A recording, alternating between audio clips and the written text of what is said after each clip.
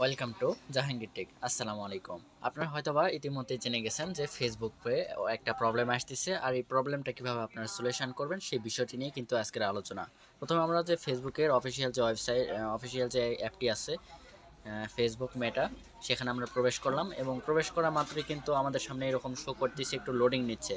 আমরা যেটা রেগুলার যেটা বুঝি সেটি কিন্তু আমাদের এটি কিন্তু সার্ভার জ্যাম বা এটা আমরা বলে থাকি, বা সার্ভারের কাজ চলতেছে। যখন আমরা এটা লগ ইন করতে যাচ্ছি তখন কিন্তু একটি প্রবলেম দেখাচ্ছে, ঘুরতে ঘুরতে হচ্ছে না।